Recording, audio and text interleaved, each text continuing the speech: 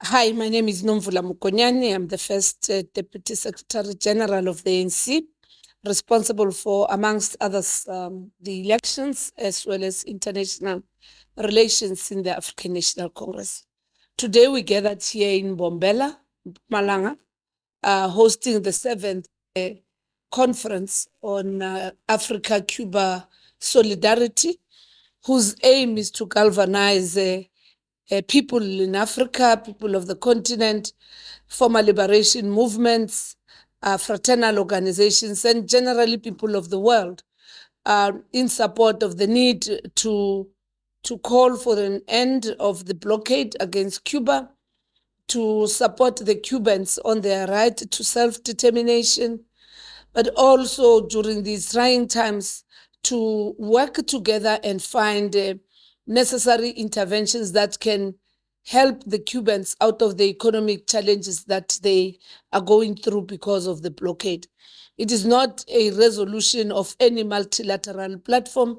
It's an illegally imposed decision by the United States of America, which again undermines the commitment to multilateralism, because up until now, even the United Nations has failed to act upon the United States of America. We're here to look at 4 areas that we will be deliberating on. Firstly, it's around economic growth and partnership between the African countries and Cuba. Secondly, it's about using our other platforms, multilateral platforms that we're involved in. For us in South Africa, we also are part of the BRICS community, and with its growth, we will seek to facilitate the relationships between Cuba and those nations, so that then they themselves can see investment opportunities that are there in Cuba. The third area is about how we harvest the strength and capacity of the Cubans. This is a nation of people who are very zealous in anything that they do, real, true revolutionaries who are for humanity.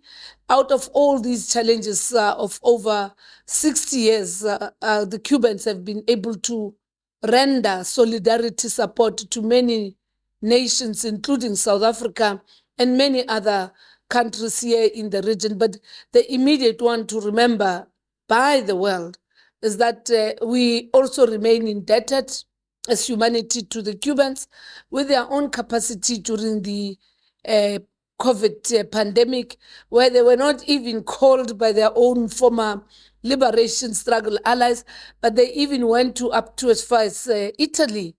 But because of the dominance and the arrogance of some nations, until today, the recommendation that they must be awarded the Nobel laureate, that never happened.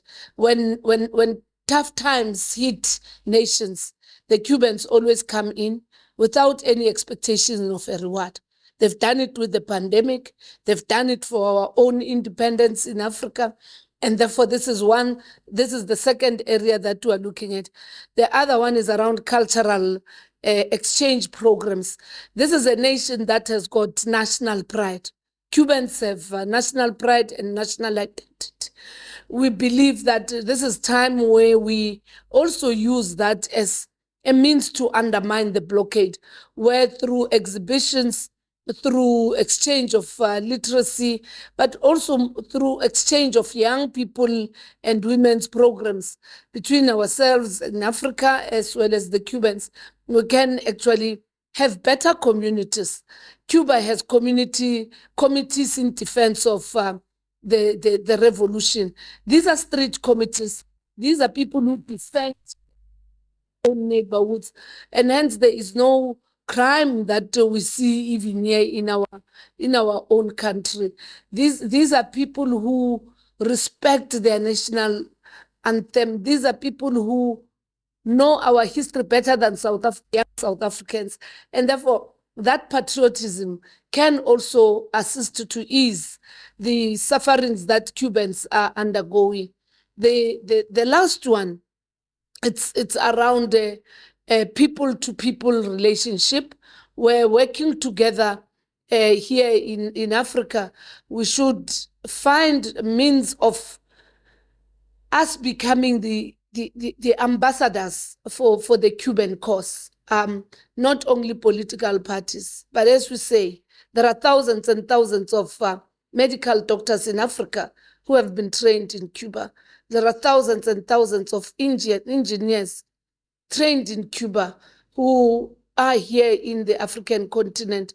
And there are thousands here in South Africa and across Africa who have been trained today. They are army generals and others are political leaders. It is time to plow back. It is time to move beyond slogans. And therefore, the four aspects that we're looking at are things that we believe are going to be action-orientated. And together with all other parties, including the Cuban people and various other political parties that have been invited here. We've got 112 organizations in attendance. We do believe that a movement for the freedom and emancipation of the Cubans against America can actually be consolidated coming out of this conference. We have seen it with the BRICS summit. We have seen it even with the anti-apartheid movement in solidarity with South Africans. It's our time now to reciprocate.